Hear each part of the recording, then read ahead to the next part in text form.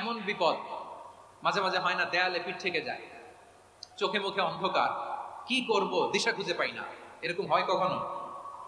হ্যাঁ, আপনাদের হয়? হয় না? তো জান্নাতে আছেন আপনারা। হয় হয় এরকম হয়েছে না যে দেয়ালে পিঠ থেকে গেছে, চোখে মুখে অন্ধকার, কই যাব, কি করব, বাঁচানোর কেউ না, এরকম হয়েছে কখনো আপনাদের? যদি হয় তাইলে এটার সলিউশন বলবো, না হইলে তো এগুলো বলে লাভ নেই। হয় হয় হয় বিশ্বনবী এরকম কঠিন বিপদে পড়েছেন জীবনের কিছু কিছু মুহূর্তে। ওই মুহূর্তে বিশ্বনবী স্পেশাল দুইটা দোয়া পড়তেন। এই দোয়াগুলো আপনাদেরকে জানিয়ে দেয়। বিশ্বনবী বলেন, কঠিনতম বিপদে যখন পড়বা, দেয়ালে পিঠ থেকে যায়, চোখে মুখে অন্ধকার, বাঁচার কোনো উপায় নাই, তখন পড়বা লা ইলাহা ইল্লা আনতা সুবহানাকা ইন্নী কুনতু মিনাজ জালিমিন। আল্লাহ, তুমি ছাড়া কোনো ইলাহ নাই, তুমি পবিত্র, নিশ্চয় আমি জালিমদের অন্তর্ভুক্ত। সুবহানাল্লাহ বলেন। এই দোয়া সাইয়েদনা ইউনূস আলাইহিস সালাম পড়েছিলেন যখন মাছের পেটে ছিলেন। কিসের পেটে? এবং অনেক মুফাসসিরিন ইকরাম বলেছেন, অনেক আহলুল ইলমরা বলেছেন, এটা হচ্ছে ইসমে আযম। ইসমে আযম এমন দোয়া যেটা দিয়ে দোয়া করলে আল্লাহ দোয়া কবুল করে, কিন্তু এটা কোনটা, এটা নিয়ে ইখতিলাফ আছে। কোন কোন আহলুল ইলম বলেন এই লা ইলাহা ইল্লা আনতা সুবহানাকা ইন্নী কুনতু মিনাজ জালিমিন, এটা হচ্ছে ইসমে আযম। সাইয়েদনা ইউনূস আলাইহিস সালাম পড়েছেন। আপনারা পড়েননি? তুফান হইলে পড়েন না? আমাদের এলাকায় তো এটা খুব, এটার উপর ব্যাপক আমল আছে। পটুয়াখালীতে কি অবস্থা বলেন? পড়েন পড়েন পড়েন পড়েন। একটা গল্প শুনেছিলাম, পাক হানাদার বাহিনী যখন বাংলাদেশে অ্যাটাক করতো, ৭১ সালের ঘটনা বলতেছে, আমরা তো দেখি নাই, শুনছি আর কি। ৭১ যদি দেখতাম এতদিনে রাজাকার হয়ে যেতাম। আল্লাহ আমাদেরকে বাঁচাই দিছে, আল্লাহর মেহেরবানি, ঠিক কিনা বলেন? মন মতো হইলে মুক্তিযোদ্ধা, মন মতো না হইলে রাজাকার। কত কিছু দেখলাম এই শাহবাগের বুকে। আল্লাহ, ৭১ সালে দেখি নাই, আমরা শুনেছি পাক হানাদার বাহিনী জিজ্ঞেস করতো মুসলিম না অমুসলিম চেক করার জন্য, বলতো কালেমা বল, কালেমা বাতাও। তো যারা কালেমা বলতে পারতো পাকিস্তানি বাহিনী নাকি ওদেরকে ছেড়ে দিত, শুনেছি। তো একজনকে, এক বাঙালিরে পেয়ে তার মাথার মধ্যে বন্দুকের নল ধরে বলতেছে, কালেমা বল সালে, কালেমা বাতা, কালেমা বল। তো ভয়ের চোটে এই দোয়া পড়া শুরু করছে। ও পড়তেছে লা ইলাহা ইল্লা আনতা সুবহানাকা ইন্নী কুনতু মিনাজ জালিমিন। পাকিস্তানি বলে সালে ये तो मुसीबत का कलेमा है। বাঙালি কয় हम तो भी मुसीबत में है। পাকিস্তানি বলে বেটা কোন দোয়া বললি, এটা তো মুসিবতের কালেমা। কয় আমিও তো মুসিবতে আছি, আমার মাথার মধ্যে বন্দুক ধরে তুমি আমারে কালেমা জিজ্ঞেস করো, এখন কোনটা কালিমা আর কোনটা কি দোয়া, আমার হুঁশ আছে নাকি? প্রিয় ভাইরা, আসলে এটা দুআউল মুসিবা, বিপদে পড়লে এই দোয়া পড়তে হয়। লা ইলাহা ইল্লা আনতা সুবহানাকা ইন্নী কুনতু মিনাজ জালিমিন, এটা পড়বেন আপনারা।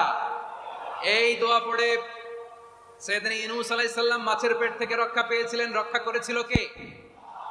তুমি ইউনূস নবীরে যখন খাইলো মাছেতে গিলিয়া, ফেরেশতা পাঠাইয়া দিলে ইসমে আযম দিয়া। প্রাণে ছিল যাহার ভয় সেথা পাইল আশ্রয়, প্রাণে ছিল যাহার ভয় সেথা পাইল আশ্রয়। মাছের পেট হতে সে যে পেল পরিত্রাণ।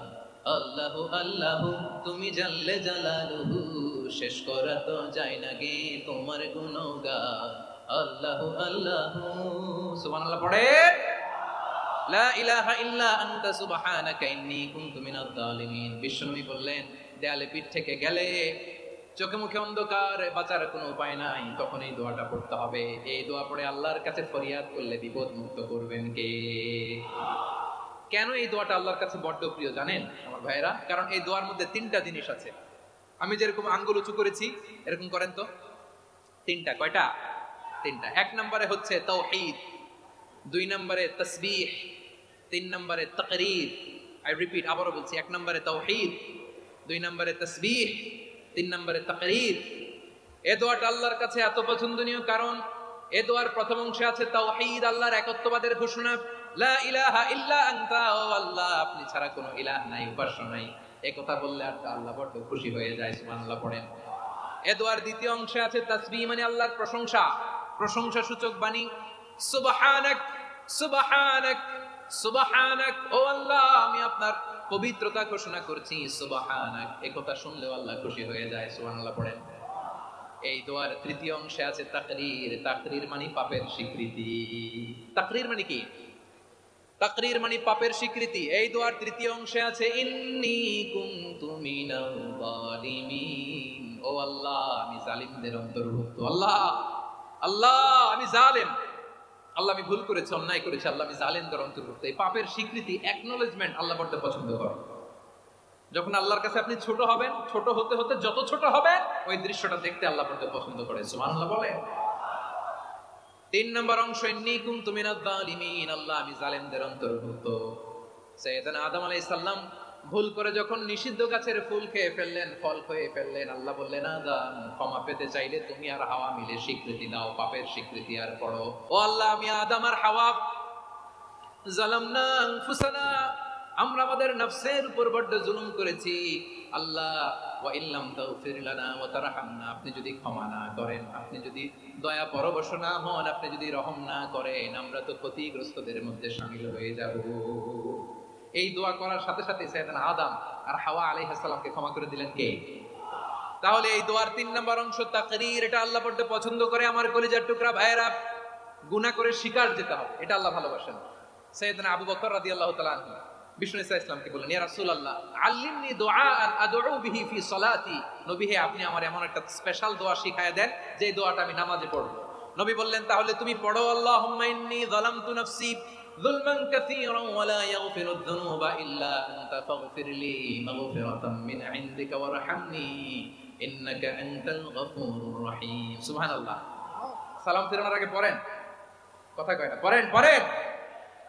ও আবু বকর, নামাজে যদি দোয়া করতে মনে চায় এই দোয়াটা পড়বা, আল্লাহুম্মা ইন্নী যালামতু নাফসি, আল্লাহ জুলুম করেছি আমার নফসের উপর, যুলমান কাসীরা, অনেক জুলুম, ওয়া লা ইয়াগফিরুদ যুনুবা ইল্লা আনতা, আপনি ছাড়া এই জুনুব, এই পাপ ক্ষমা করার দ্বিতীয় কোনো রব নাই। আছে? আল্লাহ ছাড়া আমাদের গুনাহ আর কে কে ক্ষমা করতে পারে বলেন তো? কে পারে? কে? এজন্য আল্লাহরে বলবেন, আল্লাহ আমি ছাড়া তোমার গোলামের অভাব নাই। ও আমার রব, আমি ছাড়া এই জমিনের বুকে তোমার গোলামের অভাব নাই, কিন্তু তুমি ছাড়া তো আমার দ্বিতীয় কোনো রব নাই। পারবেন বলতে? পারবেন? চোখের পানি ছেড়ে আল্লাহরে বলবেন, আল্লাহ তুমি আমার রব, তুমি আমার সব। কি বলবেন? আল্লাহ আমারে রব। সবাই বলুন, আল্লাহ আমারে রব। দমে দমে দোনো মনে তারি অনুভব, আল্লাহ আমারে রব। আল্লাহরে বলেন, আল্লাহ তুমি আমার রব, তুমি আমার সব।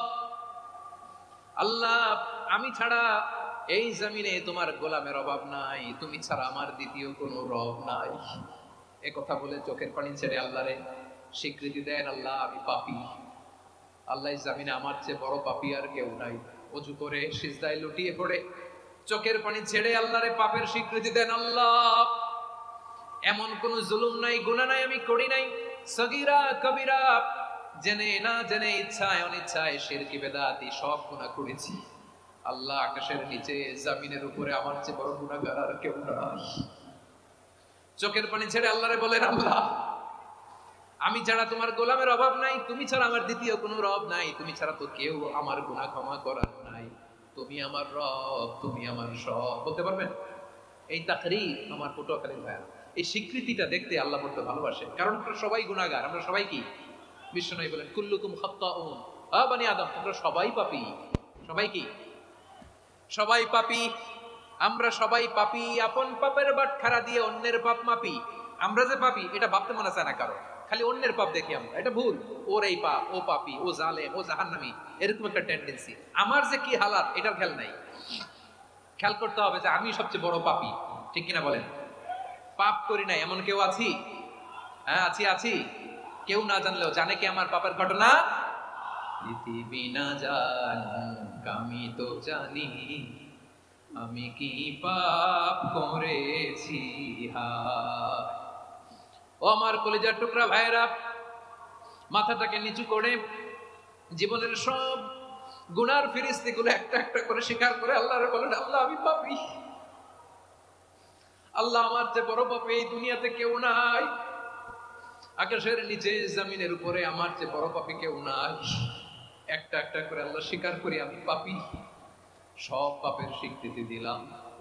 পৃথিবী না জানুক আমি তো জানি আমি কি পাপ করেছি, হায় আমার পাপের করলে বিচার, বাঁচার আমার নাই উপায়। দয়াময় তুমি মাফ করো আমায়, মাফ করো আমায়। আল্লাহ তাআলা যদি দয়া করে আমাদেরকে মাফ না করে, আমাদের বাঁচার কোনো উপায় নাই। আপনি কি ভেবেছেন আপনার নামাজ দিয়ে আপনি জান্নাতে যাবেন? আপনি তাহাজ্জুদ গুজার, সেজদা দিতে দিতে কপালে দাগ ফেলেছেন, এটা আপনারা জান্নাতে নেবে না?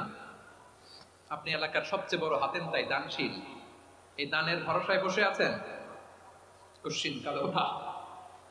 আমাদের নামাজ, আমাদের রোজা, আমাদের ইবাদত, এগুলো কি মিজানের পাল্লায় উঠালে কোনো ওজনই হবে না। তবে আমাদের একটা কৌশল জানা আছে, আমরা আল্লাহর রহমতের, আমরা সেদিন আগেই গুনার স্বীকৃতি দিয়ে দেব। আমরা বলবো আল্লাহ তুমি প্রশ্ন করার আগে তোমার একটা কথা বলি, আমারে কিছু জিজ্ঞেস করো না, আমি সব করেছি। এমন কোন পাপ নাই যে পাপ আমারে দিয়ে হয় নাই। তোমার রহমত দিয়ে তুমি জান্নাতে পাঠাবা, তোমার দয়ায় জান্নাতে যেতে চাই, আমল দিয়ে না। পারবেন বলতে? কিয়ামতের দিন আমরা বলবো আল্লাহ আমার আমল দিয়ে জান্নাত চাই না, আমি তোমার দয়া দিয়ে জান্নাত চাই। তোমার দয়া ছাড়া আমার কোনো উপায় নাই। কারণ আল্লাহ যদি বিচার করে বাঁচার কারো উপায় নাই। আল্লাহ যদি বলে ফেলেন তুই এটা করলি কেন, ওখানে গেলি কেন, কোরআনে 1000 বার নিষেধ করলাম তারপরেও এই পাপে জড়ালি কেন, এরকম প্রশ্ন ছুড়ে দিলে আমার উত্তর আছে? বাঁচার কোনো উপায় আছে? রোজ হাসরে হে আল্লাহ আমার করুণা বিচার, আল্লাহ করুণা বিচার, বিচার চাহি না তব দয়া চাই, এ গুনাহগার করুণা বিচার। আপনার আমল দিয়ে জান্নাতে যাবেন? কি দিয়ে যাবেন? আল্লাহর দয়া দিয়ে। আল্লাহর রহম আর দয়া ছাড়া কেউ জান্নাতের চেহারাও দেখতে পাবে না। আমার প্রিয় ভাইরা, এই দোয়া আল্লাহর কাছে পছন্দনীয় হওয়ার কারণ তিনটা। দোয়ার প্রথম অংশে আছে তাওহীদ, আল্লাহর একত্ববাদের ঘোষণা। এই দোয়ার দ্বিতীয় অংশ আছে তাসবিহ, আল্লাহর প্রশংসা সূচক বাণী। এই দোয়ার 3 নাম্বার অংশ পাপের স্বীকৃতি। তাহলে আমরা সবাই গুনাহগার, আমরা আল্লাহর কাছে পাপের স্বীকৃতি দিয়ে বলবো ও আল্লাহ ইন্নী কুনতু মিনাজ জালিমিন, আমরা জুলুম করেছি, পাপ করেছি, অন্যায় করেছি, আল্লাহ বুঝতে পারি নাই, শয়তানের ওয়াসওয়াসায় পড়ে, বন্ধুর পাল্লায় পড়ে, নফসের খায়েশ মিটাতে যে আল্লাহ করে ফেলেছি। তুমি গুনাহ না মাফ না করলে আমাদের গুনাহ মাফ করার দ্বিতীয় কেউ নাই, ঠিক কিনা বলেন? এভাবে অনুতপ্ত হয়ে যদি আল্লাহর কাছে দোয়া করেন, দেয়ালে পিঠ থেকে গেছে, কোনো রাস্তা নাই বের হওয়ার, ওই মুহূর্তেও আপনাকে বিপদ থেকে উদ্ধার করবে কে?